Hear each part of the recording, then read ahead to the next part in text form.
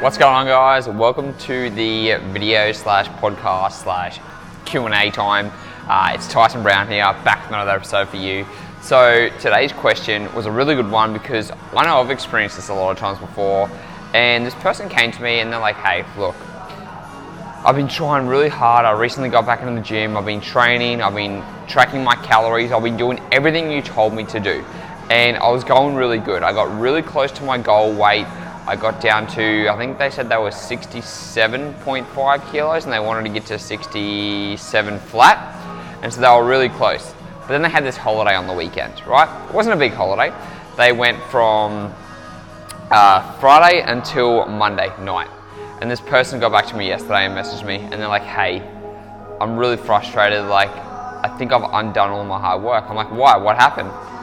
And they told me that they were up 1.5 kilos. And I'm like, and like they were typing to me on Messenger, and they were you could just tell that person was absolutely stressing out. Like, I can't believe I've undone all my hard work. Like, it's only been 3 days. I still tracked my calories. And I was like, whoa. And I slowed this person down and I'm like, hey, like, tell me what's going on. Tell me, like, what did you do on the holidays? In those 3 days, how much food did you eat? Oh, I actually tracked my calories a lot. I didn't go over my calories. I went over by one day by 2,000, but the rest of the time I missed calories for my other day, so I made up for the next day. So one day that person had 2,000, the day before the person I think had 1,200 calories. So basically it evened out. And over those holidays, they said, oh, I drank, but I still tracked my calories, so I still tried to stay within my food limit. And so I was like, okay, so you're telling me your weight's up, you stayed within your calorie limit, you had one day of a little bit of overeating, and you're stressing about this? And they're like, yeah.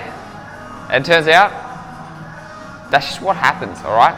So this person recently got back to me and messaged me and was like, hey, I actually dropped all the weight again. And that's what I told him what happened. I said, look, wait a couple of days, let me know what happens. Just, go back to eating your normal deficit, go back to living everyday life, go back to training and see how you go. And all of a sudden, the weight seemed to drop off. So it's like, what happened there? Like, why did that go up by 1.5 kilos and then drop back down? And then it's hard to explain, like, what the methods are, because there's a lot of things, right? It can be hormones. This person was more relaxed and wasn't as exercising on the last 3 days. This person was also eating more salty foods. This person was drinking more alcohol so it was like vodka and sodas. This person was, what else did they say? Eating more sodium, more carbohydrate foods, eating later at night. They also ate later at night and then weighed themselves the next morning when they told me. And I was like, dude, like, don't fucking stress about it. It's one day. And when you have these things, when you have foods like salt, when you have a little bit more carbohydrates, when you just have more food in your stomach, you're going to weigh heavier for a couple of days. But that does not mean you've gained fat. Like, there is no way in hell that you will undo all of your work in a week or in 3 days or in even 2 weeks. Like, unless you are force feeding yourself, unless you are force binging yourself, which I don't think you are, you're not going to lose all your gains, all right? Like, fuck, how pointless would that be? How much would that suck? Is if you're like, okay, I'm gonna go and train hard.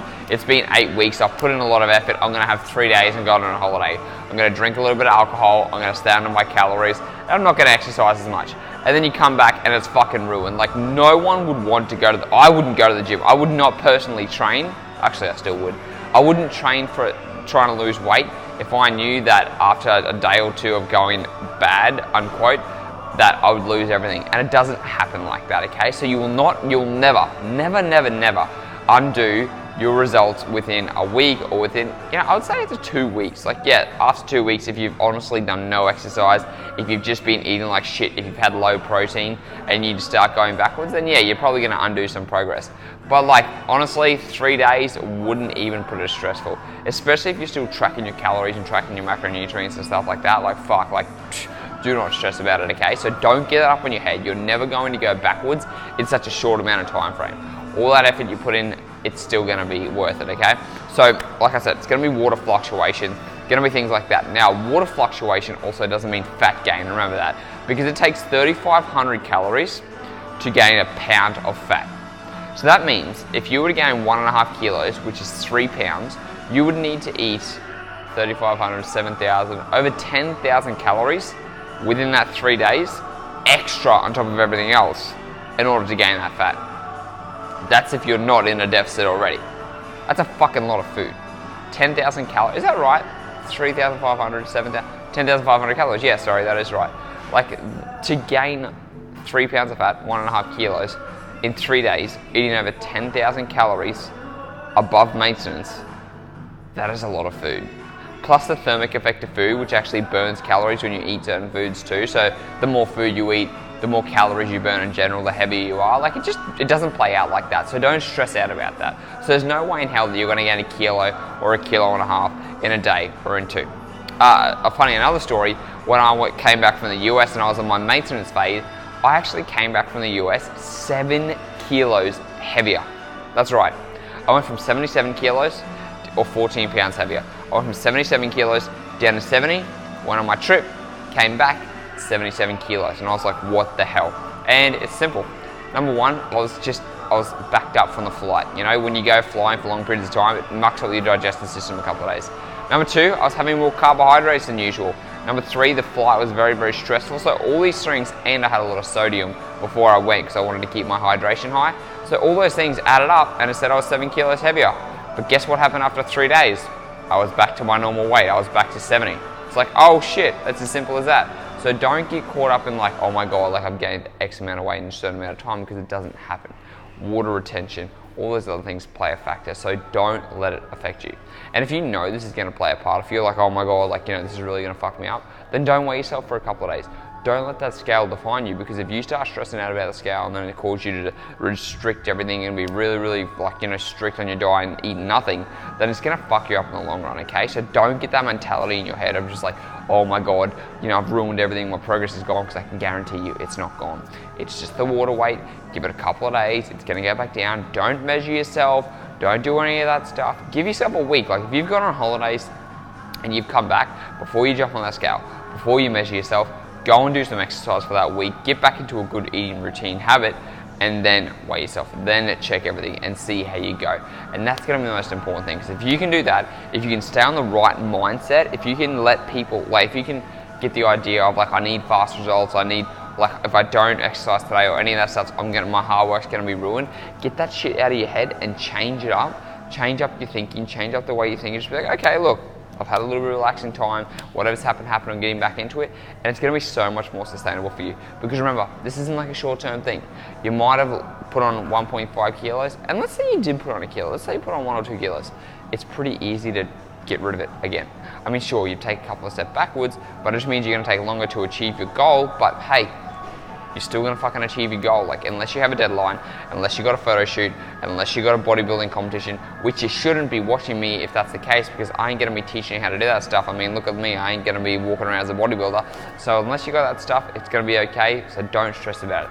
The biggest thing that you need to focus on is just making sure that you're staying in that calorie deficit, you're reducing your stress, and you're gonna get the benefits, okay? So don't look at that scale and be like, holy crap, I'm up by 3 pounds, I'm up by 1.5 kilos, whatever it is. It's a very, very short-term thing. And the faster you can get out of that mindset of like, oh, the scale's there, it's a little bit heavier today. All right, whatever. It's gonna be so much easier to get back on track, okay? So remember, 3 days doesn't mean nothing. 1 week doesn't mean nothing. 2 weeks, yeah, if you eat like shit and you stop training, probably gonna gain a little bit of weight, nothing crazy. Like I said, you're gonna have to be force feeding yourself to gain that extra weight, because like I said, 3,500 calories is a pound of fat. Okay, so that means you have to eat a lot of calories every single day on top of what you're already burning, on top of that calorie deficit, and also the thermic effect of food to actually get that. And I don't really think that it's gonna be happening unless you're walking around, I don't know, Disneyland. Well, I don't know where that came from, but just eating like shit. So don't stress out about it, okay? Just chill the fuck out and you're gonna be okay. I'm telling you that right now.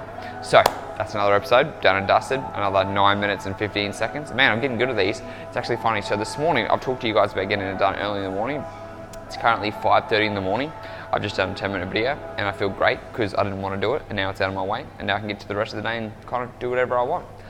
Remember, if you want to get 20 high protein recipes that are free, they're healthy, they're easy to make because I'm a lazy cook, they're very, very filling, and they taste pretty good. You just got to click the link below or go to tysonbrown.com.au/20 recipes.